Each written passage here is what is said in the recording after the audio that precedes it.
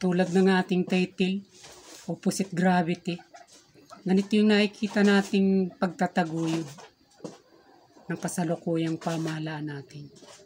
Ang administrasyon ni Pangulong Bongbong Marcos. Kasi puro taliwas, puro kabaliktaran yung mga naririnig natin na ipinapahayag. Lalong-lalo na din sa mga tao na nasa gobyerno na hindi dapat natin dapat na naririnig sa kanila. Napapanood yung mga ganitong mga pahayag na. Tingnan nyo lang itong tungkol sa droga. Di ba mahigpit nga itong iniimbestigahan dyan ngayon sa Kamara at kahit sa Senado. Sukat mong marinig mo at sabihin ng isang congressman, itong si Congressman Bini Abante, na sabi niya, wala namang pagkakaiba. Ang isang drug poster na nagbibinta na mahirap lamang, nangangailangan lang din naman ito nang may pambibili ng kanyang pagkain o ng bigas, sabi niya. Kumpara sa isang pulis na pumapatay ng mga poser at ng mga adik. Ganun lang din naman ang hinahanap nito. Yung pangangailangan din naman niya sa pang-araw-araw. Kaya tanong niya, sinagot din niya.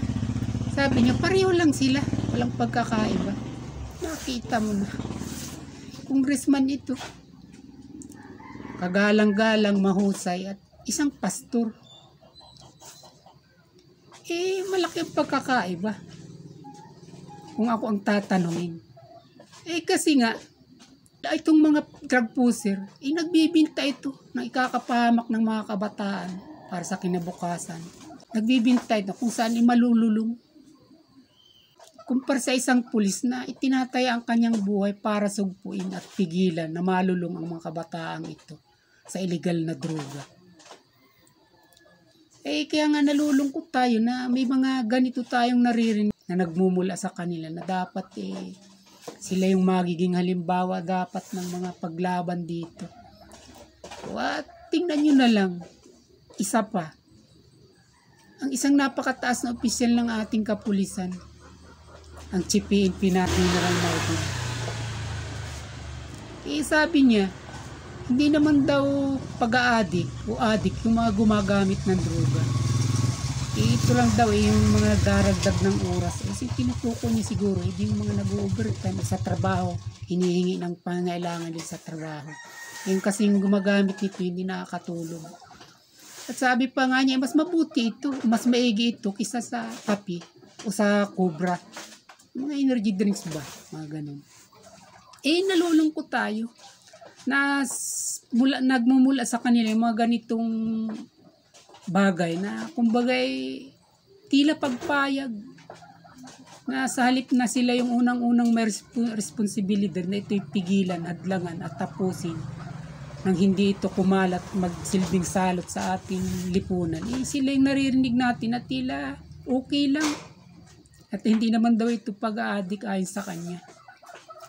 At bago nga pala tayo magkalimutan, isang makabunot kili at makahimod sa ako nga pala munang pagbati sa inyong lahat. Magandang araw pong muli sa inyo pong lahat.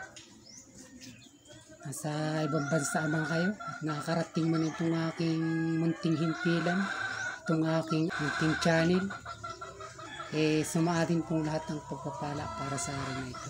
At muli, nakatang tambay po na walang ibang tanging puhunan sa buhay na ari, hindi yung mga logic lamang na natututuhan natin sa araw-araw.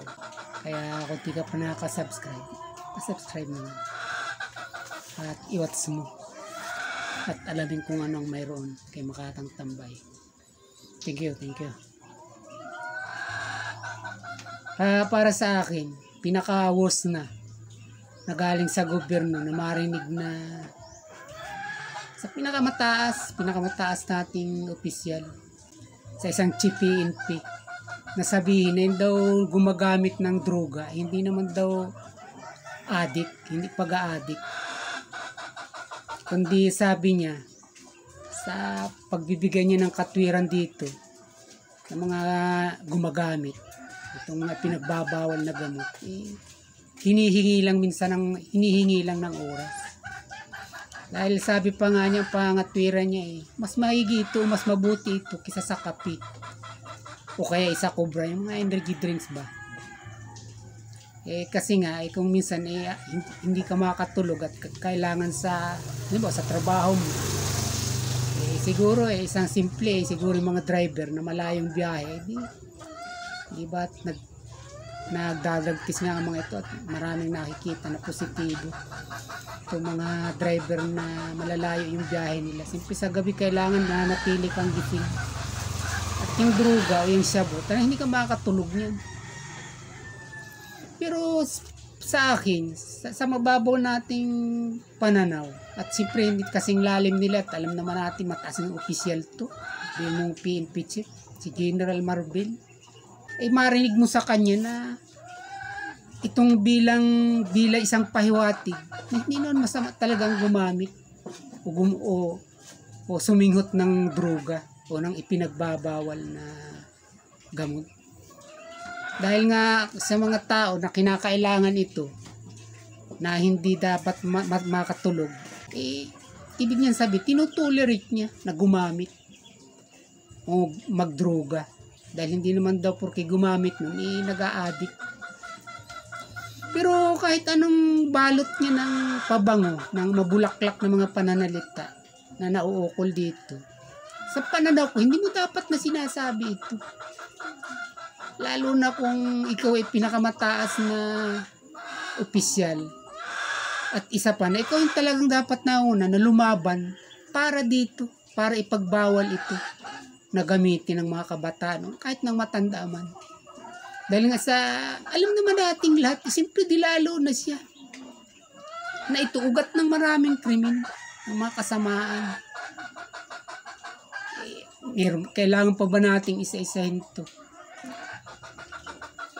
Common sense na lang. Pag sinabing bawal, bawal yun. Kailan pa naging legal ito? Ang droga.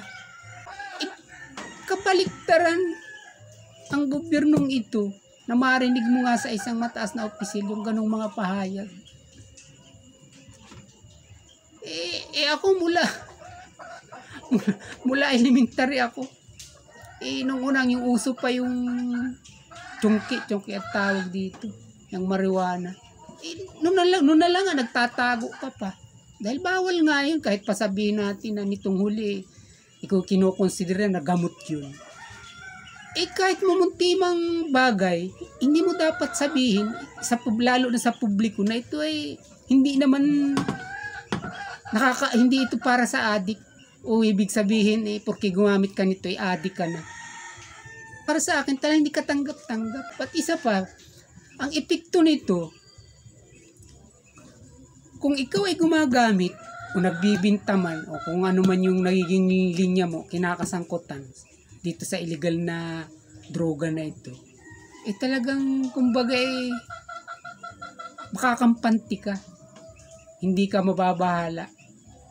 Dahil mismo yung gobyerno o yung pwedeng humadlang dito ay nagpapakita ng pagsang-ayon sa mga gumagamit nito. Masaklap, malungkot.